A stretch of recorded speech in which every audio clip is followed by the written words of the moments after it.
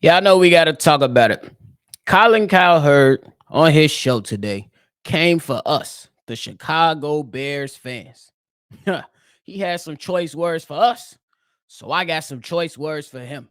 Let's get into it.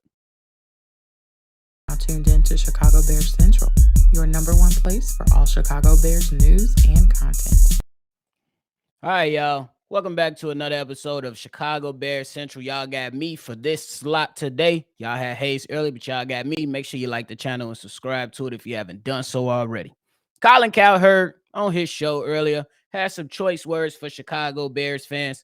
And yeah, I got some words for him too. So let's get into his comments. So earlier today, Colin Cowherd on his show basically said, hey, if you're a Chicago Bears fans, you don't really get an opinion on offense since you can't figure it out for 103 years. Justin Fields has an accuracy issue, a losing issue, and in 25 games starting, he has been hurt 3 times. Let me start by saying, bro, you ain't from Chicago. You ain't a Chicago Bears fan, so shut the hell up.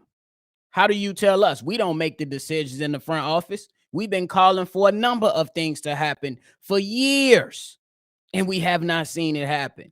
If anything, we're the ones keeping this franchise alive with all the bullshit we had to deal with from this organization that has continuously let us down. Oh, let me guess. You are the same guy that said we should have kept Matt Nagy. We should be giving him his flowers. After having one spectacular season, Matt Nagy in 2018, he had a good season. He came back and went away from everything that made him successful in 2018. Now let's talk about Justin Fields on how you keep coming for my mans. But year one, he wasn't even supposed to start, Colin. He wasn't even supposed to start. And then he was shoved into the lineup against the Cleveland Browns and got killed.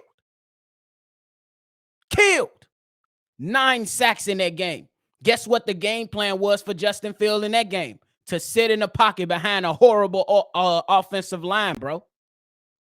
Guess what the game plan was for that? And that ruined it, and that was the start of it. It's not Justin Fields' fault that he was placed behind incompetency by his superiors, the people that's supposed to put him in the best position. That's year one.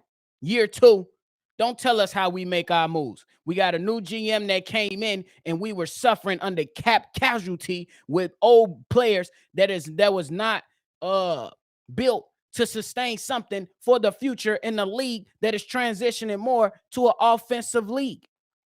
So we had to get rid of all that. We had to get rid of Khalil Mack. We had to get rid of Robert Quinn. We had to get rid of Roquan Smith, which you gave the Bears credit for. You did that. You were over there on your show telling us to stop paying linebackers all this money, build around Justin Fields. We did it. Not because you said it, but we did do it. Now, if we're looking at Justin Fields from year one versus year two, the man made it work in year two.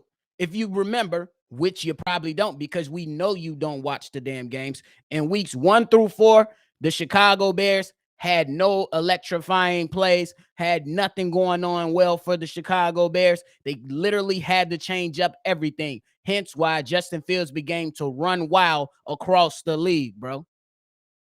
He ran wild across the league.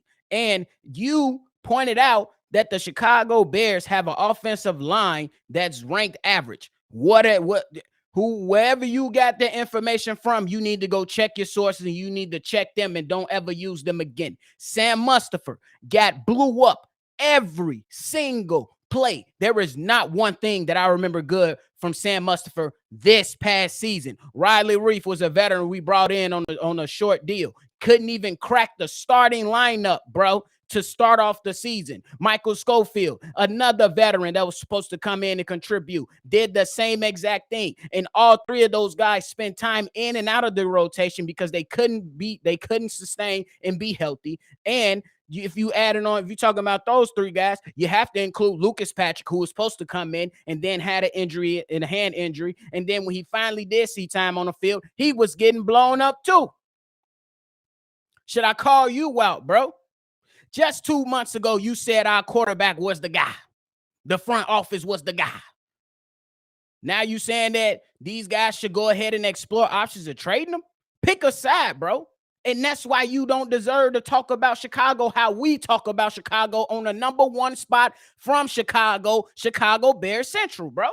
The number one spot. We hold it down to and go through all the turmoil, the heartache, and all the pain. Don't tell us how we should feel about where the organization is going. Don't tell us what the hell the Chicago Bears need to be doing. Don't tell us how we should feel when the things from this front office and this ownership group has been trashed for decades. Don't tell us none of that. Don't tell us none of that. Because you are a guy that likes to point to completion percentages for a quarterback. My guy made a jump. He went from 58% to 60% in year 2. Y'all, you on your show, you were one of those people clamoring, saying that Justin Fields will lead the league in interceptions. He did not. Literally, he was the only reason there was something to watch on Sundays while we were getting killed by the Buffalo Bills, getting smacked by the Philadelphia Eagles, and all that nonsense that was going on. Justin Fields this season beat just about every starting quarterback that was in his draft. Just about. He didn't even play against Zach Wilson because he's ass.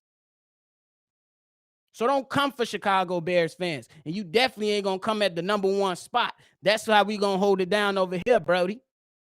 I tell you this. I believe Justin Fields comes out next year and ball the hell out. I could be wrong. And now I stand pat on that and I own it.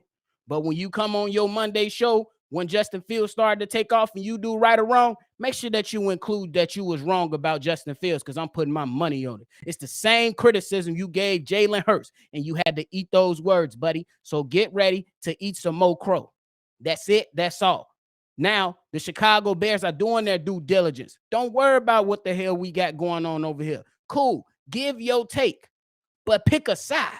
Don't say we got the quarterback in one breath and then 2 months later say that he needs to be traded and then mentioning that, well, if the Bears are serious about trading number one pick, that means no one's really inquiring about Justin Fields. That says a lot about him in this league. Stop doing the clickbait. But it's okay, Brody, because Chicago Bears Central, we on your ass. We on your ass at Fox Sports. We on anybody ass on ESPN. And we coming because we speak for the people. We sit there and do live calls and go put the blood, sweat, and tears up in there to say we do the talent evaluations for the potential players that come through that door on Hallis Hall, and we don't even get paid for it, Brody.